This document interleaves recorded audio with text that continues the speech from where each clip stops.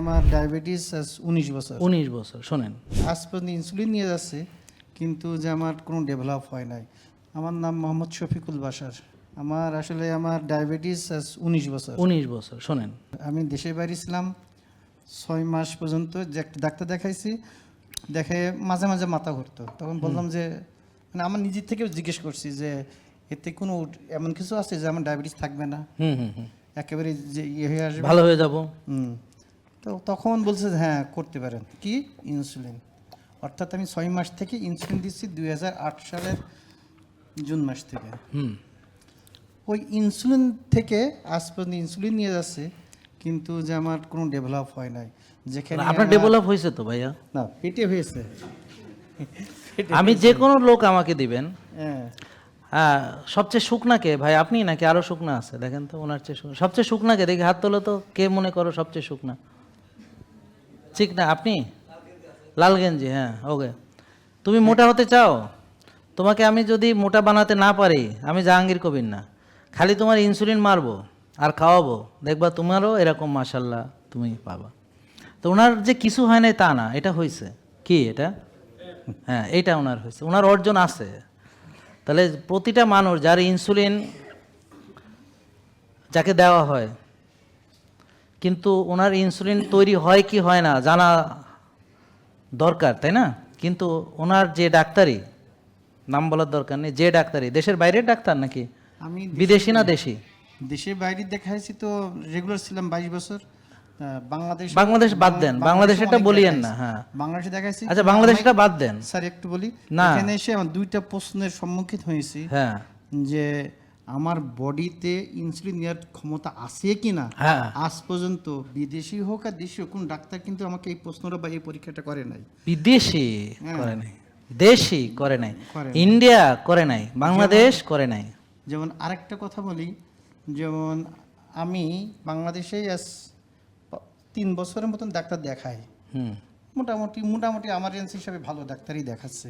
অবশ্যই। সেখানে ইজিএফআর নামে কোনো একটা পরীক্ষা আছে, এটি আমি জানতাম না, করায় নাই, একেবারেই জানতাম না আসলে কি পজিশনে আছে। আসলে আমি মনে করি প্রত্যেকটা রোগীরই জানা উচিত ঠিক ইজিএফআরটা কতটুকু আছে। যেমন আমি এখানে আসার পরে যে ডাক্তারকে আমাকে দেখছেন, উনি একটা কথা বলছেন, কথা বলার পরে থাক ভাই বলেন না, মানে উচিত, সবাইকে উচিত যে ইজিএফআর করা। শেষ পর্যায়ে সে কিছু জোগাড় থাকবে না। ঠিক। আমি যদি এটা জানতাম যে ইজিএফআর অর্থটা কি, এর পরিমাণ কতটুকু হলে একজন মানুষ অন্য কাজে, অর্থাৎ অন্য ট্রিটমেন্ট নিয়ে ভালো হতে পারে, এই আর কি। মানে প্রত্যেক জনের আমার উচিত, আমি মনে করি দেশের প্রত্যেকটা মানুষের, প্রত্যেক ডাক্তারের বলা উচিত, হুমায়ারও দেখা উচিত, যে ডাক্তারই হোক তা বলা উচিত যে ইজিএফআরটা করবেন। কারণ আপনার ডায়াবেটিস আছে, কিডনির সমস্যা আছে, হার্টের সমস্যা আছে, প্রেশার আছে, এর থেকে অনেক ধরনের রোগের রক্ষান্বিত হতে পারেন। সেজন্য সব ধরনের টেস্টই করা উচিত।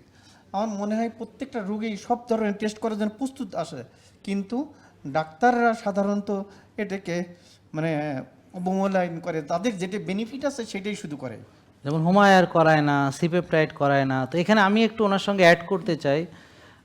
দেখেন ওনার চোখের পানি, অনেকেরই আসলে চোখের পানি একটা সময় এসে সবারই এই পানি ঝরবে, যারা ভুল জায়গায় বিশ্বাস করে, ভুল জায়গায় অর্থ ব্যয় করছে এবং বহু টাকা খরচ করছে নিজেকে বড় রুগী বানানোর জন্য, তাদের সবারই এরকম হবে।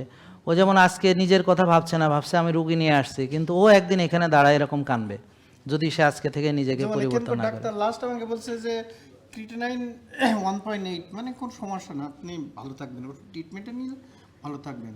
কিন্তু এখন আমি এখানে আসার পরে যখন জানলাম যে আমাকে এখানে দেখাতে হলে আমাকে ইজিএফআর করতে হবে, তখন আমি আবার গতকাল করায় দেখলাম যে আমার 39। আল্লাহ ভরসা, ভালো হয়ে যাবে, আপনি চিন্তা করেন না। এখানে আসে শোনার পরে বুঝলাম, বা আপনার মাধ্যমে তো জানলাম যে 45-এর নিচে করা থাকা মানে রিস্ক। কিন্তু আমি যদি আগে বুঝতাম, তাহলে প্রতি সপ্তাহে বা প্রতি মাসে আমি করতাম যে আমি ইজিএফআর কতটুকু আছে আমার। আল্লাহ ভরসা, আপনি এটা নিয়ে মন খারাপ করেন না। আপনার আমি বলি, আপনি যদি আমাদের মানেন 3 মাসের ভিতরে এটা অনেক ভালো হবে ইনশাল্লাহ। হ্যাঁ, যদি আপনি বুঝে শুনে মানেন, ঠিক আছে, মন খারাপ করেন না। বুঝতে পারছেন, ভালো হয়ে যাবে ইনশাল্লাহ। আর একটা খুব গুরুত্বপূর্ণ বিষয় যে ওনাকে যে ইনসুলিন দেওয়া হয়েছে, কত বছর দেওয়া হয়েছে বলেন তো এটা? কত বছর দিছে? 18.5 বছর। 18.5 19 বছর। 6 মাস বাদ দেন 18.5। 18.5 বছর ইনসুলিন দিছে। তাহলে আরেকটা খুব গুরুত্বপূর্ণ, এই কথাগুলো একটু দয়া করে সবাই যদি শেয়ার করেন তাহলে আমাদের অনেক মানুষ হয়তো বাঁচবে। আপনারা একটু কাইন্ডলি শেয়ার করেন, শেয়ার করতে আপনাদের টাকা লাগে না, পয়সা লাগে না।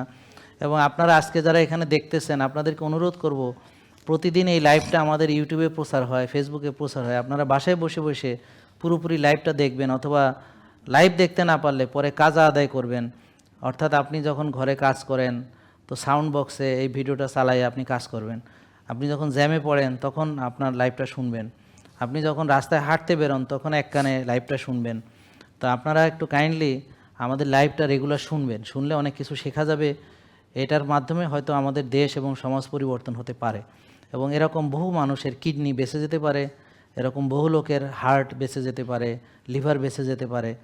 এখন এই ভাই দেখেন, ওনার ইনসুলিন খেয়াল করেন, খুব গুরুত্বপূর্ণ এটা, ইনসুলিন ওনার দেওয়া লাগবে কি লাগবে না, এর জন্যে দুটো জিনিস জানা অত্যন্ত জরুরি। এটা আপনারা একটু সবাইকে বলেন। সেটা হলো তার শরীরে ইনসুলিন তৈরি যদি হয় তাহলে দেওয়ার দরকার নেই। তাহলে ইনসুলিন দিব কাকে? যার ইনসুলিন তৈরি হয় না। এটা বুঝছেন আপনারা? এটা কি কঠিন জিনিস না? কিন্তু বিশ্বাস করেন এই 19 বছরে দেশি বিদেশি কোনো ডাক্তার ইনসুলিন ওনার শরীরে তৈরি হয় কিনা, সি পেপটাইড এরকম কোনো টেস্ট কখনোই করায় নাই। তো এই জন্য আজকে আপনাদের অনুরোধ করব, আপনারা কাইন্ডলি এই তথ্যগুলো সবাইকে জানাবেন। এবং ওনার খালি পেটে ইনসুলিন কত, বা ওনার হোমা আইআর কত, ইনসুলিন ব্যবহার হতে পারছে কিনা, ইনসুলিন শরীরে কাজ করতে পারে কিনা, এই সকল কোনো পরীক্ষায় কোনো ডাক্তার কখনোই করাননি।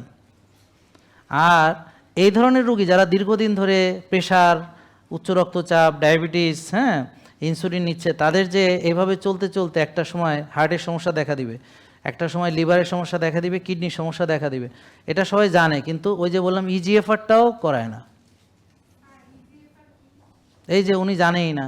এটা হলো কিডনির যে filtration rate, glomerular filtration rate, মানে কিডনির ইজিএফআর করলে এই কিডনির যে কতখানি ফাংশন বোঝা যাচ্ছে আর কি, যে কতটা ফিল্টার হতে পারছে। বুঝলেন কথা? এটা কিডনির জন্য। আর হোমায়ার হচ্ছে ইনসুলিন রেজিস্ট্যান্স বোঝার জন্য। তো হোমায়ার যখন আমরা করাবো তখন আমার ফাস্টিং ব্লাড সুগারও লাগবে, ফাস্টিং ইনসুলিন লেভেলও লাগবে। তো আমাদের এটা একসঙ্গেই হয়ে যায়। মানে আমি হোমায়ার করালে আমার খালি পেটের ইনসুলিন এবং খালি পেটের সুগার এটা আমরা এমনিতেই পাই, ওটা আলাদা কিছু লাগে না।